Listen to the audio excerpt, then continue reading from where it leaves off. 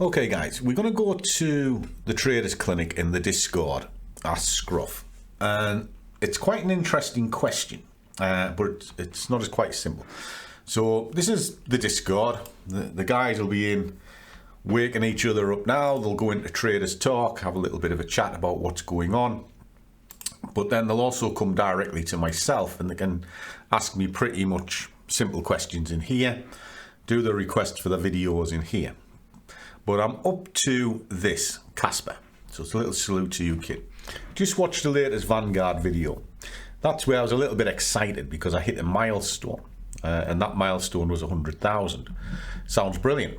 And it is brilliant. But it was 3 years in the making. And the question is, how would I approach a brand new Vanguard? Well, it's not as difficult as you'd like. Let's have a little look, shall we? So if we drop this down and I pull the Vanguard in, I'm actually going to be rebuilding a pot inside it. So there's the portfolio, and it's built up between an ISA and a pension. Okay, so first of all, what are the difference between them? Well, the ISA side of it, I can get my hands on it pretty much any time I want. And there's a tax-free incentive. So every penny that I earn of interest, it's not taxed on. Then the pension side is locked away, but I get a tax credit for every pound I put in it. So for every pound I put in, the government puts 25p in, 25%. But it's locked away. Now, I can technically access it from 55. So for me, it will be next April. But for you, Casper, because you're a young kid, it'll be locked away for years.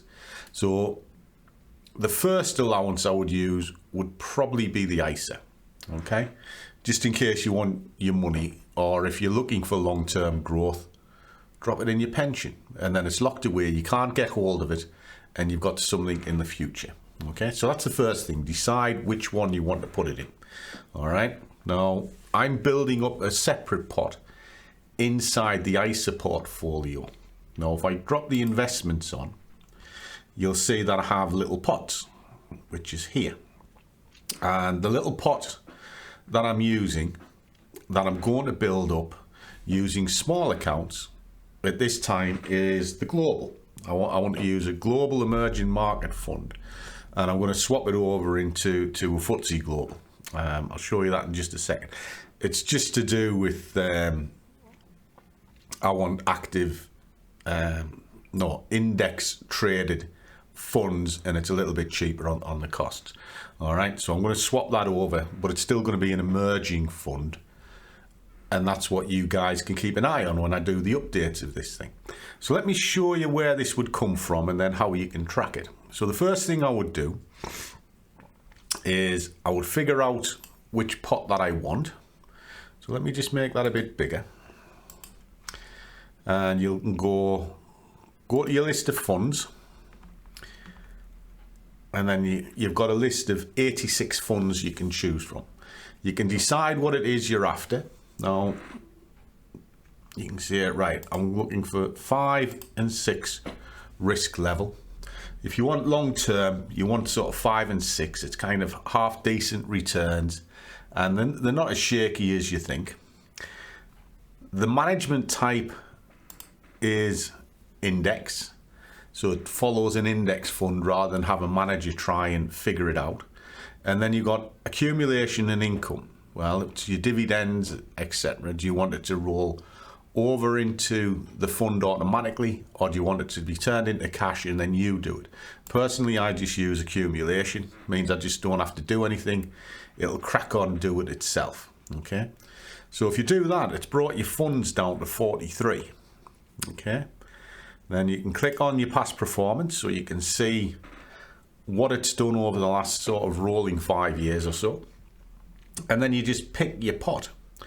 Now, the pot that I'm building up for the next one is emerging markets, but you might want a global pot. I do have global pots.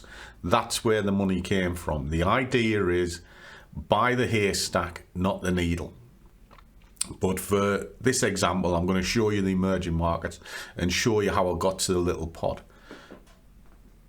global markets are all really high, incredibly high.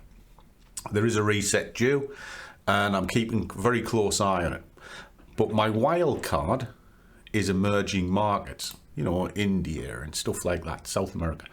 Now here I've only got 4 pots to choose from, and the pot that I'm going to be putting everything into is this one. Okay, it's the FTSE emerging markets. Now why this one? Well, if I flick this off, it can kind of show you. It's because that is cheap. You know, the one that I've got is currently higher than that. I was humming and hawing between which 2 funds to take. Now, I was swaying to this one because it's got 3,600 shares in it. And I was looking at it last night after I finished the video, and I'm humming, and it's going to be one of these 2 that I'm looking at. But on balance, when I've worked it out and one thing and another, that seems to be quite a good one to look at. Now what you can also do is you can look at this. You go, right, it's a 6, my charge is pretty cheap, that's how many stocks is in it, and it's going to cost me each time I go to it, I need to put at least 50 quid into it to cover that. Okay, and then you click accumulation, so it just goes back on itself. So quite happy with that. Just drop that down, flick that back to where it came from, just drop that, and then you can look at this one, and this one costs 123 every time you go to it, but the stocks is higher, so the FTSE's cheaper. Okay, it's a cheaper fund, and you've kind of got to just weigh your costs up. Okay, so for this argument at the moment, it's probably going to be the FTSE. Okay, so from there, once I've got that, and go, right, okay, VFEG. Okay, so that's what I'm looking for. VFEG, this bit. Why? Because I want to be able to track it. Okay, well, how do I track it? Well, you track it like this. So if I come up onto here, if I go on my web trader and put that ticker in, comes down, there it is there. That's the emerging market, FTSE, drop that onto there. Now what I have a chart that I can keep an eye on. Now with these things, because they are longer term, I'll be looking at them on dailies and weeklies and monthlies. So at the moment, if I was to track this, you can see it's come up, plunged down, and then it's pushed up, it's plunged back down, and it's starting to gather pace again for another movement up. So this is probably a good market to work with. You know how I mark things and track things out. I do it no different. And then up here, I've got my all world, my life strategy, and the Vanguard S&P 500. Okay, so again, I can keep an eye on them, and then you'll know what these lines are because you see me draw them 1,000 times, and look how the market has respected them on the dailies. So I'm keeping close eye on it. Okay, so that's what I would do.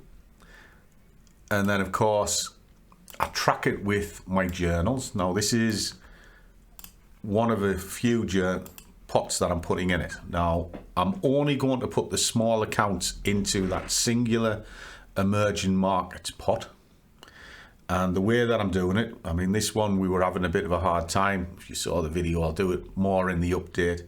I did lose because I made a mistake. It was a costly mistake, but this month I've pulled it back, paid off the loss, and my share is 38 quid at this moment in time. So that'll give me 38 quid at the end of the month. But I'm also trading a BlackBull small account. So that's 2 accounts I'm trading for this. I've got a little prop fund that I'm trading for it as well. You know, just so I'll start scraping off that little prop. And then save the change. Now save the change is something that you have in your bank account, that every time you buy something, whatever change is left, it sweeps over into a savings. And I get around between 30 and 60 quid a month, depending on what I've been buying, because I round mine down to the nearest 5, and sometimes if I look at it, I take it down to the nearest 0. So it's got like 7-11 over the top. I'll take it down to the nearest sort of tenner, but it automatically does it to the nearest 5, and it does not mount up. So I'll keep all of these pots here, and then I'll just keep a running total. So I've set this up as a small pot, and that's how I would do it. So say if the change goes into the singular pot, don't miss it. I've got that little MT5 BlackBull that we've been building up. You know, that's return. I mean, I've got a whopping return for that one this month because it's done really well. Let me just quickly show you that. This is the BlackBull account. We've had a cracking month. My return for that is 300. So between those little accounts, I'll have sort of 400 quid goes straight into there. So it immediately boosts up. Then it's got its own interest as well that it gets each month and accumulated through the years. That Vanguard I've shown you just now is paying itself around 10,000 a year. So it's now self-fulfilling. This particular account, you saw it start. We started it in September as requested by you guys in the squad. We actually started it in January, and we traded it up for 3 months. I had a holiday, you saw that. Traded it up, had another holiday, traded it up, had another holiday. So you've seen me have holiday after holiday after holiday, and I started with a single 200 quid. And you trade it up to 1,000, you put 200 quid back in, and you have 800 quid to spend. Now, in September, we said that, well, here it is here. I wanted to get it to a baseline of 250, which we did for the following month. And then I wanted it as a baseline of 300, which we did for this month. And then once it's over 400, which it is, I want to close the account and reduce the leverage, or we're going to restart it. Well, we're going to restart it in January. I'm going to have December off. And then we're going to use the 200 quid start to pay for Benidorm when the squad goes together for the conference. So, and again, it's just building up. So I've already taken 100 quid out of it, which is in that Vanguard. And my payment for this month is 300. So what it means is, once I take the 300 quid out, that would have been starting a lot higher, and that's the power of compounding. And it means next month I'll be using a bigger account, which means it'll pay me more, and it builds the Vanguard up in the background.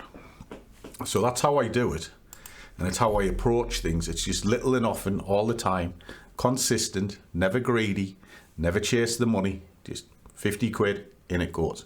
50 quid, in it goes. And then forget about it and let it build itself up. So I hope that helps and gives you an idea and inspire. But if you're stuck, just drop in the description.